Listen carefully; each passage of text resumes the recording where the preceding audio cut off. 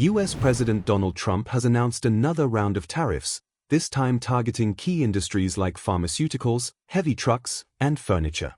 The new tariffs will begin on October 1st. Under the plan, the US will place a 100% tariff on branded or patented medicines imported from abroad, a 50% tariff on kitchen cabinets and bathroom vanities, and a 25% tariff on heavy-duty trucks made outside the country. However, the 100% tariff on branded drugs will not apply to pharmaceutical companies that are actively building manufacturing plants in the US. Trump said these tariffs are justified on grounds of national security and to protect US manufacturing.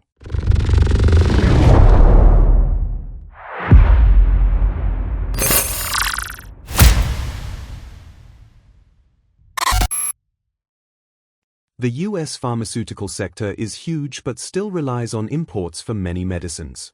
In 2024, the US imported about $212 billion worth of pharmaceuticals, making it the fifth biggest import overall. The main suppliers were Ireland, Switzerland, and Germany. This has created a big trade gap, with the US running a $115.5 billion deficit in pharmaceuticals, most of it from trade with Ireland. Other countries from which the US imported pharmaceutical products include India, Italy, Denmark, and the United Kingdom.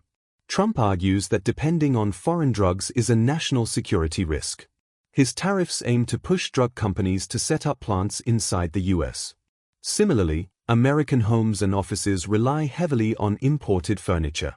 In 2024, US imported $25.5 billion worth of furniture. About 60% came from Vietnam and China. Furniture tariffs are meant to protect US wooden furniture makers, whose employment has halved since 2000. Trump also planned to impose a 25% tariff on heavy trucks to protect local manufacturers like Peterbilt, Kenworth, Freightliner, and Mack.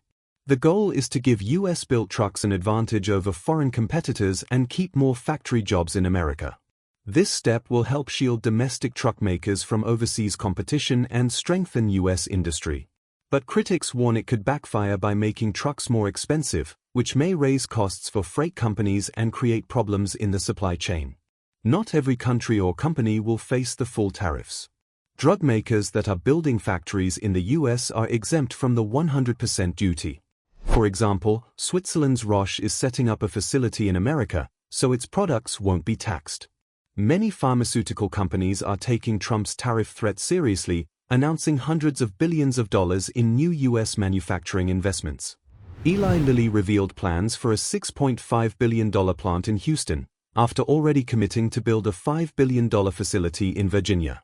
Even with these moves, experts say the US will still rely heavily on foreign sources for many ingredients and finished drugs. The pharmaceutical supply chain is highly global.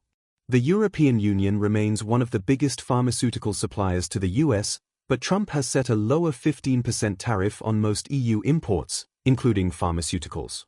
The UK, however, does not have such protections, so British drug makers could face the full 100% tariff unless a new agreement is reached. So, how do these tariffs tie into Trump's broader trade strategy?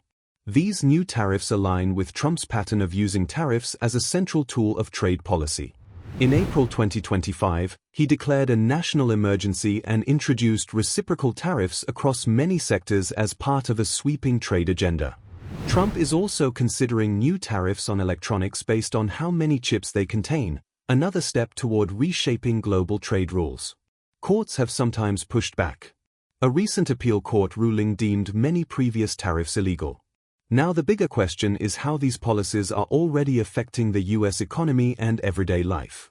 The US economy is already dealing with rising prices. Consumer costs went up 2.9% in the year through August, compared to 2.7% in July, the fastest increase since January. Now for many Americans, the biggest source of stress comes from something as basic as groceries. A new poll shows that 53% of adults say the cost of food is a major source of stress, while 33% call it a minor stress. That leaves only a small share of people who feel unaffected. Experts warn that new US tariffs could make things worse, with the average household paying $2,600 to $5,000 more per year on groceries. Another problem is supply chain disruptions. Many companies depend on parts and materials that cross borders. If tariffs make those imports more expensive, businesses may have to move production or find new suppliers. But changing supply chains takes time and money, which can create delays and add even more costs. And since the US is the world's largest consumer market, its trade policies affect not just America but the global economy too. To keep the economy from slowing down, the Federal Reserve cut interest rates in September 2025. The Federal Open Market Committee lowered its main policy rate by 0.25 percentage points, which means the new rate now sits between 4% and 4.25%. So, with tariffs on pharmaceuticals, heavy trucks, furniture, kitchen cabinets, and more, the danger grows that these trade policies could push the US into a recession. Tariffs increase the costs for businesses and consumers, slow investment, and disrupt global trade.